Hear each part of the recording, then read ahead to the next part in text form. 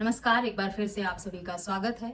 आज की video supreme court के आए हाल ही के एक जजमेंट को लेकर है जो मेंटेनेंस पर आधारित है। इस मामले में लोअर कोर्ट और हाई कोर्ट से पत्नी को 25,000 रुपए अपने लिए और 25,000 बेटे के लिए मेंटेनेंस का आदेश हो गया था, जिसके बाद मामला सुप्रीम कोर्ट पहुंचा और सुप्रीम कोर्ट ने पूरे फैसले को बदल कर रख दिया। जो निचली अदालत का फैसला था उसे खारिज कर दिया और पति को बहुत बड़ी राहत। इस वीडियो में डिटेल में जानेंगे इसी जजमेंट पर, क्योंकि मेंटेनेंस का मामला जो है वो पतियों के हक में होना इतना आसान नहीं होता है। अधिकतर मामलों में पत्नी को ही मेंटेनेंस का आदेश होता है, चाहे पढ़ी लिखी हो, कमाती हो या अपनी मर्जी से अलग रह रही हो, एडल्ट्री में हो, तब भी कोर्ट पत्नी को मेंटेनेंस का आदेश दे ही देता है। इस मामले में इंटरिम का आदेश 25 हजार रुपए हुआ था, यानी 50,000 रुपए पति को आदेशित हुआ था पत्नी को देने के लिए, 25,000 उसके लिए और 25,000 उसके बच्चे के लिए।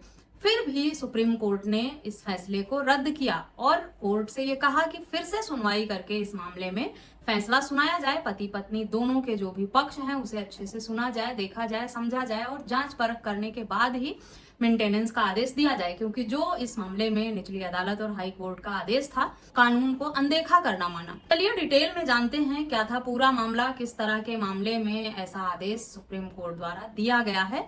इससे पहले मैं आपको रिमाइंड करा दूं, अगर मेरे चैनल पर नए हैं, अब तक सब्सक्राइब नहीं किया है तो प्लीज सब्सक्राइब करके बेल आइकन को जरूर प्रेस करें, ताकि इस तरह की और भी इंफॉर्मेटिव वीडियोस आपको घर बैठे मिलती रहें। Himanshu versus state of Rajasthan का मामला है ये।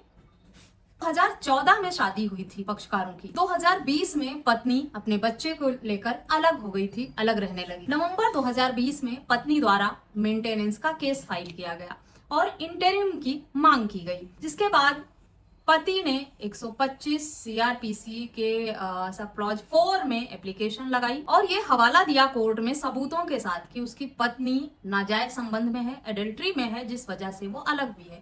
और 125 सीआरपीसी का सब क्लॉज 4 जो है वो ये साफ कहता है कि ऐसी महिला जो नाजायज संबंध रखती है, एडल्ट्री में है, वो भरण पोषण पाने की हकदार नहीं है अपने पति से।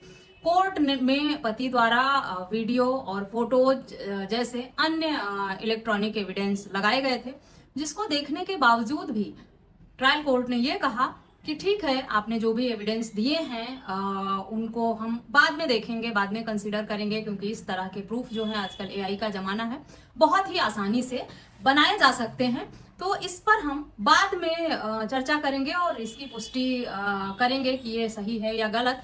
इससे पहले आप इंटरिम मेंटेनेंस 25,000 पत्नी को और 25 बच्चे को देते रहें। बाकी आगे आपकी सबूतों की पुष्टि करते हुए जो आगे फैसला होगा वो देखा जाएगा। फिलहाल आप 50,000 रुपए प्रतिमाह पत्नी को पे करें। पति ने तर्क दिया कि 125 सीआरपीसी के सब क्लॉज 4 में जो प्रावधान है उसमें ये साफ है पत्नी का नाजायज संबंध है, तो वो भरण पोषण पाने की हकदार नहीं है। उसके बाद भी मुझे बाध्य क्यों किया जा रहा है मेंटेनेंस देने के लिए, चाहे वो इंटरिम ही क्यों ना हो, और क्यों मेरे सबूतों पर ध्यान नहीं दिया जा रहा है। लेकिन पति की सुनवाई नहीं हुई बिल्कुल भी।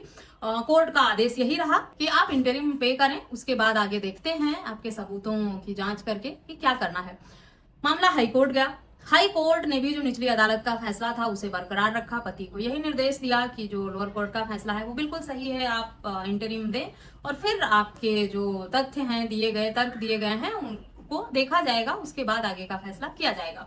पति ने हार नहीं मानी। पति की हिम्मत देखिए कि निचली अदालत, लोअर अदालत से राहत और हाई कोर्ट से राहत ना मिलने के बाद भी वो सुप्रीम कोर्ट तक गया और इसीलिए शायद उसको अपने मामले में राहत मिली। जब पति सुप्रीम कोर्ट गया, वहां सारे तर्क दिए, तथ्य दिए और जो सबूत रखा था निचली अदालत और हाई कोर्ट में वो भी दिखाया कि इस तरह का मामला है, पत्नी नाजायज संबंध में है, मैंने ये सारे साक्ष्य दिए हैं। उसके बाद भी कोर्ट पत्नी को इंटरिम देने का आदेश कर रही है और मुझे बाध्य कर रही है पे करने के लिए, जबकि ऐसा नहीं होना चाहिए। 125 सीआरपीसी के सब क्लॉज 4 का जो प्रावधान है वो इसमें कोर्ट द्वारा अनदेखा किया जा रहा है। सुप्रीम कोर्ट ने कहा पति बिल्कुल सही कह रहा है, वो अपनी जो भी तर्क दे रहा है, जो भी सबूत दिया है, उसको देखे बिना कोर्ट को इस तरह के आदेश नहीं करना चाहिए, नहीं तो कानून का हनन होगा। जो हक अधिकार पति के हैं या मेंटेनेंस में जो दिए गए हैं सेक्शंस, उनका उपयोग नहीं हो रहा है या दुरुपयोग हो रहा है। पति को भी हक अधिकार है अगर पत्नी एडल्ट्री में है तो उसे मेंटेनेंस नहीं देना है, तो उसे इस तरह से इग्नोर नहीं किया जा सकता। पति सबूत भी दे रहा है, सिर्फ दावे नहीं कर रहा, सबूत की जांच करना और उसके बाद आदेश देना कोर्ट का काम है। पति ने तो अपना काम कर दिया इस मामले में कि उसने सबूत दिया कोर्ट को। अब कोर्ट उस सबूत को अनदेखा करते हुए भी पति को बाध्य कर रही है कि तुम्हें नहीं, पत्नी को मेंटेनेंस देना ही पड़ेगा। अधिकतर मामलों में यही होता है। ये कोई नया फैसला नहीं है कि पति को सुप्रीम कोर्ट जाकर ही राहत मिलती है। निचली अदालतें जो हैं वो सबूत होते हुए भी पति के हक में फैसला बहुत कम ही देती हैं। ये मामला भी कुछ ऐसा ही था, लेकिन पति की हिम्मत और उसकी मेहनत रंग लाई कि वो सुप्रीम कोर्ट तक गया और उसे राहत मिल गई इस मामले में। जो निचली अदालत और हाई कोर्ट का फैसला था उसे कोर्ट ने रद्द किया, सुप्रीम कोर्ट ने, और वापस मामले को भेजा सुनवाई के लिए और कहा दोनों पक्षों को देखते हुए, दोनों पक्षों के तर्क और सबूतों को ध्यान में रखते हुए अब आगे आपको फिर से फैसला देना है सुनवाई करके। फिलहाल जो पिछला फैसला था उसे रद्द कर दिया गया और पति को राहत मिल गई इस मामले में।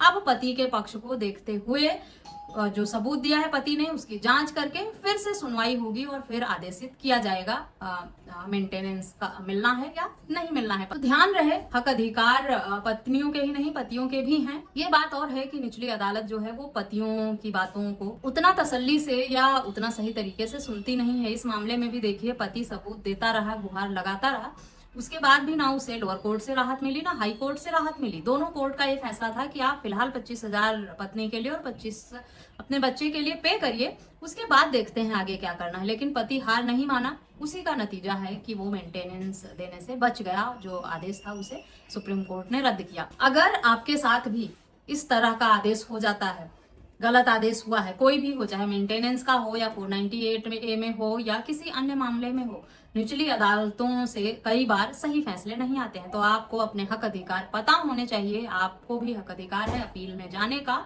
और अपने हक अधिकारों की गुहार लगाने का। मेंटेनेंस का मामला है तो ये जजमेंट आपके लिए बहुत यूजफुल हो सकता है। अगर एडल्ट्री में है आपका पार्टनर, उसके बाद भी कोर्ट ने आदेशित किया है भरण पोषण देने को, तो आप इस जजमेंट का फायदा उठाकर ऐसे आदेश को रद्द करा सकते हैं, क्योंकि ये सर्वोच्च न्यायालय का मामला है। इसे निचली अदालत मना नहीं कर सकती है मानने से।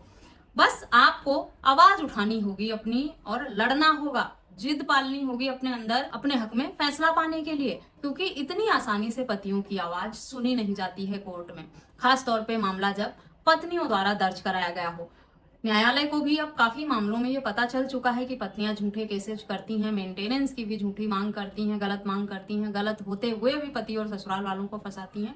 उसके बाद भी आजकल भी अधिकतर मामले जो हैं वो पत्नियों के हक में ही हो जाते हैं। लेकिन जब मामला सुप्रीम कोर्ट पहुंचता है, सर्वोच्च न्यायालय पहुंचता है, तब उन्हें राहत जरूर मिली है। जिसके अंदर इतनी हिम्मत है, इतना जज्बा है, जो सर्वोच्च न्यायालय पर तक जा सकता है, सर्वोच्च न्यायालय में अपनी गुहार लगा सकता है, उसे राहत जरूर मिलती है।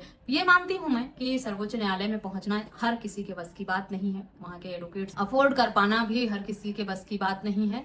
लेकिन अब आपको अगर मेंटेनेंस देने से बचना है, पत्नी को हजारों रुपए या लाखों रुपए मेंटेनेंस भरने से बेहतर है कि आप एक अच्छे एडवोकेट को हायर करें और अपने हक में राहत पाएं। क्योंकि ऐसी महिला जो नाजायज संबंध में रहती हो, पति को धोखा देती हो, उसके बाद भी उसे पैसे पे करना, ये तो कहीं से भी सही नहीं होगा। पत्नी को पैसा देने से बेहतर है कि आप वकील को फीस पे करें और ऐसी पत्नियों को, ऐसी झूठी धोखेबाज पत्नियों को मेंटेनेंस देने से बचाएं। मैं मेंटेनेंस लॉ के खिलाफ बिल्कुल भी नहीं हूं, लेकिन जो गलत तरीके से मेंटेनेंस लिया जाता है उसके अगेंस्ट मैं जरूर आवाज उठाती हूँ। आशा करती हूँ ये वीडियो आपके लिए अच्छी होगी। जजमेंट की डिटेल आपको वीडियो के स्क्रीन से और पीडीएफ आपको डिस्क्रिप्शन बॉक्स से मिल। वीडियो के इस तरह के किसी अन्य टॉपिक पर अगर आप जानकारी चाहते हैं तो मुझसे कमेंट करके अपना टॉपिक जरूर बताएं। मुझसे बात करना चाहते हैं, कोई लीगल कंसल्टेंसी है, तो वीडियो की स्क्रीन पर दिए गए व्हाट्सएप नंबर पर आप मुझसे संपर्क कर सकते हैं। इस वीडियो में बस इतना ही,